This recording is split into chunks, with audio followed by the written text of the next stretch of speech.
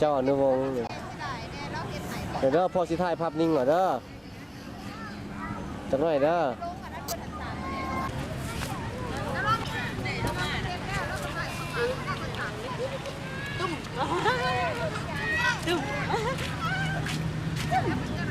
กันมาเที่ยวอนุสาวรีย์เจ้าอนุวงศ์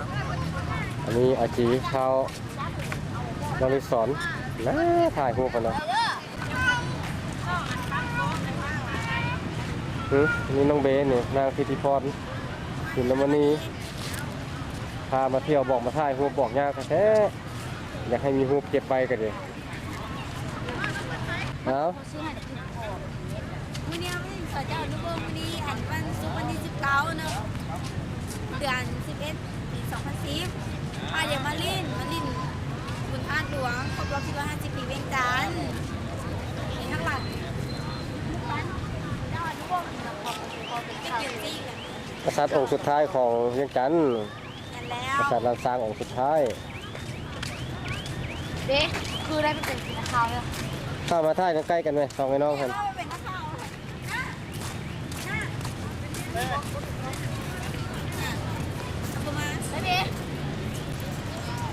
แล้วค่อยกินนะทุกเอ้ยแล้วเราออกไปแล้วค่อยซื้อเอานะจะไหนโบโยมนะข่าวไปกับเป็นพื้นยังมา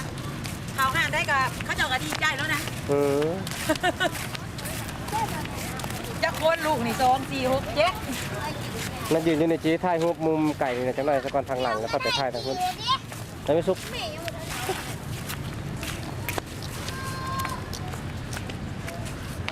เตะสั้นหมดเดี๋ยวเด้อเลือบตาไอ้บ่ถ่ายก็ได้ดอกตาแห้งดกลางเกือบมาปั่นสาวจันทร์เนาะจันทร์1จันทร์2ตอนที่กำลังหยาดสีนางมาดวงขึ้นเมื่อยดิแดดห่อนก็ยังโบเลี้ยว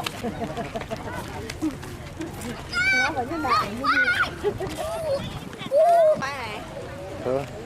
เจ้าจ๋าเดี๋ยวพอถ่ายภาพนิ่งให้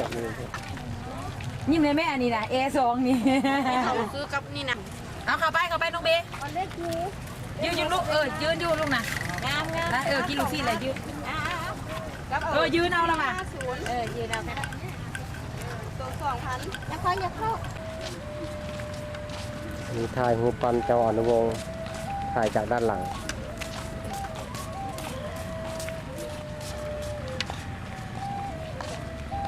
งานโรงแรมดอนจันทร์พะเลย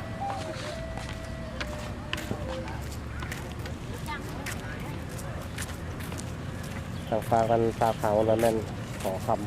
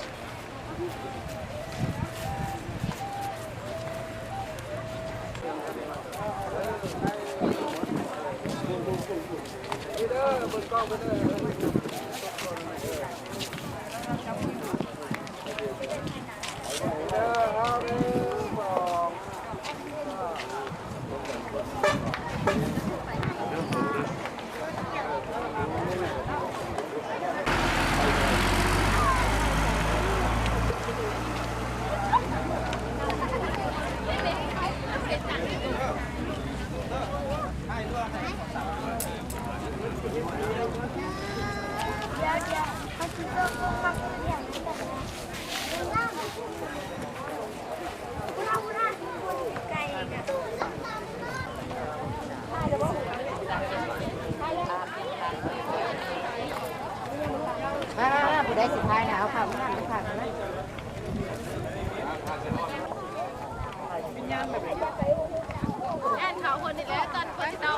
แม่นแล้วแม่นแล้ว ยันแต่คนจะโผล่เลยค่ะ โอ้ตอนผู้สมพลไทยฮู้เลย ต่อหัวปะ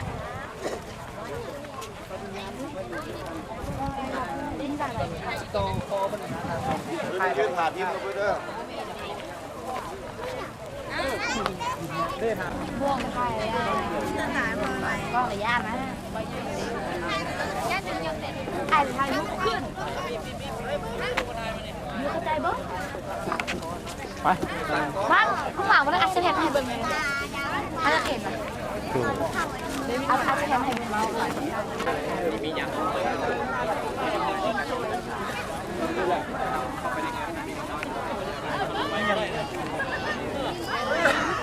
ไปติดอยู่นั่นแล้วไปจะไปบ่ได้แล้ว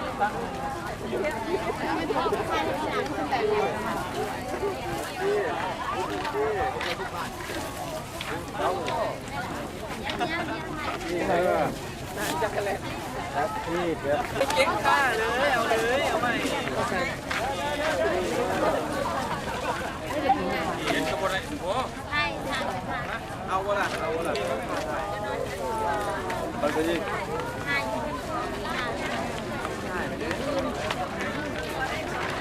กอบกับที่ก็ใช่ครับใช่แล้ว แม่น้ำเข่าเลยเกิดพี่ โมหาผู้บ่าวมาถ่ายนำนะมีผู้หนึ่งมันถือขันอยู่ทางเขาเฝ้าคุย แต่บุญก่อนแล้วจังว่ากันไหมกูกับบุมี่ ถ่ายทางนี้ยัง กูกับบุมี่คือกันนั่นแหละกูกับบุนี่อันนี้คือกันแหละ ไอ้กระมือตาเนี่ยไหม เอามือจะไหนมันเหลื่อมตา เงาตาหิม ตาฮิบเดียวกันปะ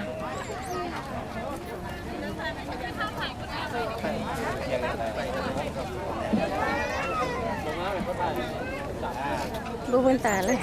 เอาลูกไปใส่เบอร์แล้วปะนี่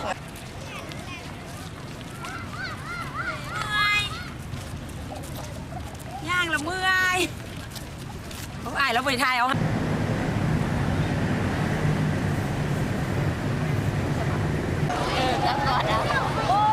ยิ้มสักคนเนี่ย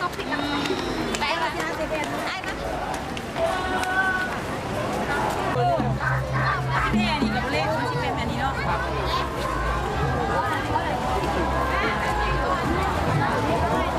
หนาเป็นวันเกิดน้ำเด็กพ่อเนี่ยเห็น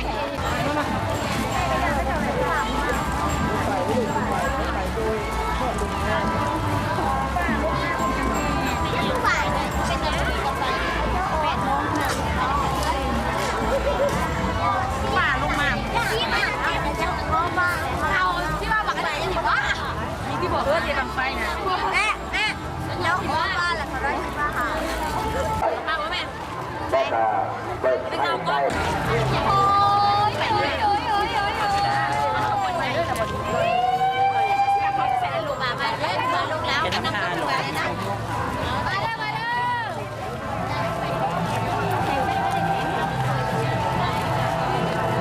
เด็กเป็นมาแล้วเด็กแสงใกล้กันแล้ว เดี๋ยวสาระเหลี่ยมเยี่ยนั่นป่าลูกเขาก็ไปเลยแบบนี้ลาเขาก่อนนะลาไปต้องไปบอกป่า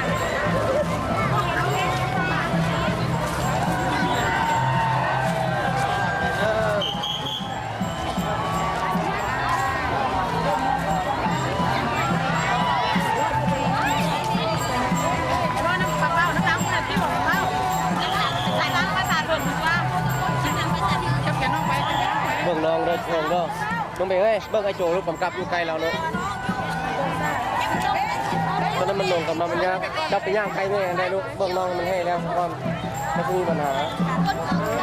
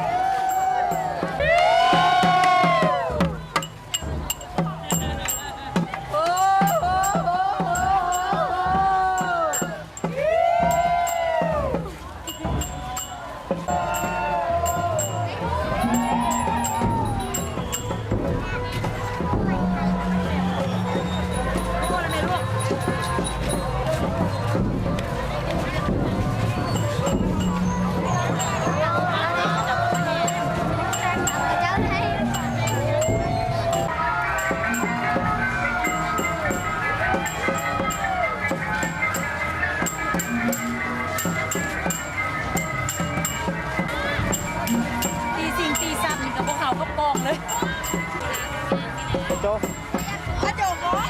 อาโจโก้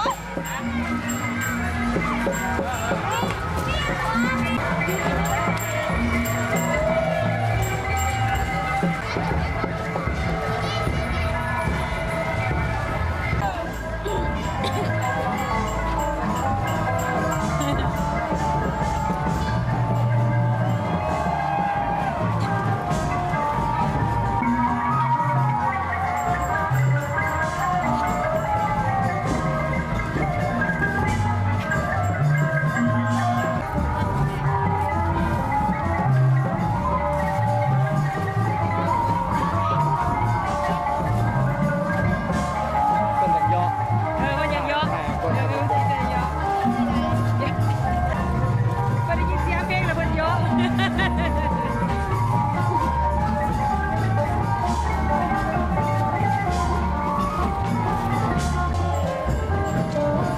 ต้นเพิ่งกับเฮียนไปคนละเถื่อ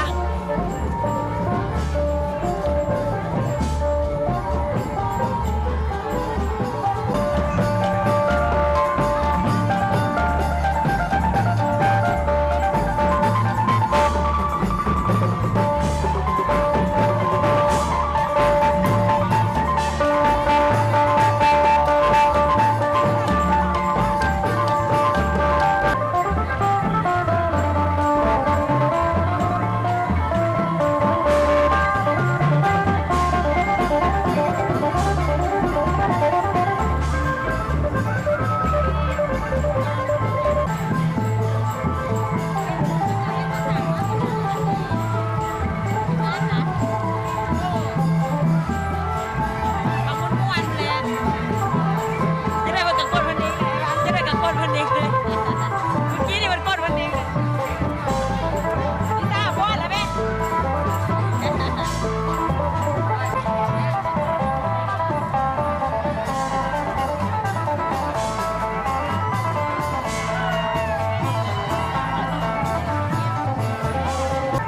แห่ประสาทเกินอยู่วัดสีเมือง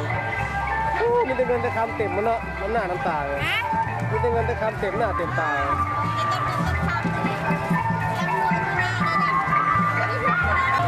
มีอย่างเขาต้นหวังมีต้นหวัง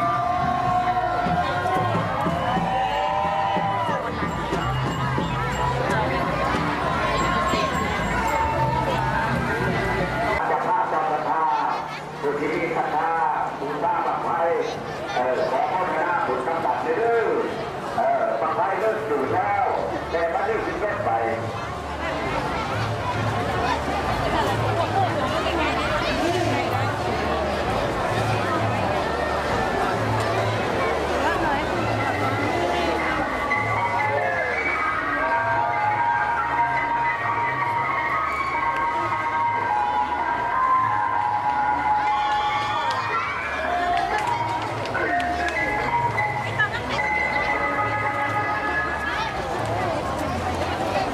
เ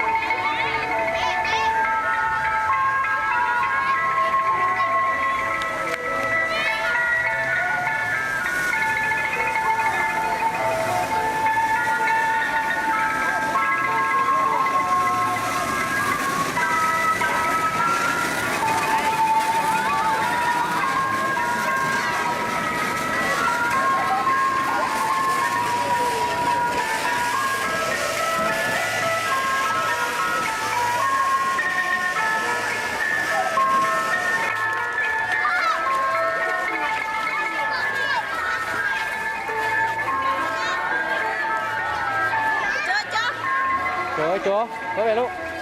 ไปใส่หมด มาแล้วค่อยขึ้นโล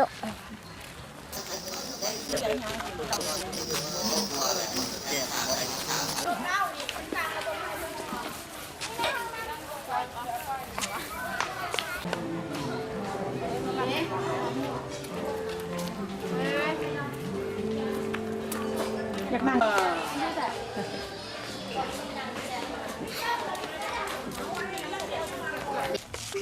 โจอ่านให้แม่ฟังหน่อยดูค่ะ สมวยจับได้หัน ก็เจ้าวางหันจน อ่านว่าไดลูก ห้ามขึ้น อ่านมาเลยแต่ห้ามขึ้นเลย ห้ามขึ้นครับเลย พระลูก พระ พระห้ามขึ้นพระและจองพระเด็ดขาด อันนี้พระ โดย ฟังดิ แล้วสร้างกับพระคือกันแม่นเทพอไป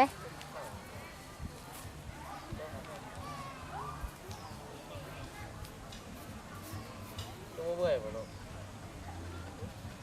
ก็เมื่อยเจ็บกระดูกข้างนั่งรถมาบิดข้างบิดซ้ายบิดขวา น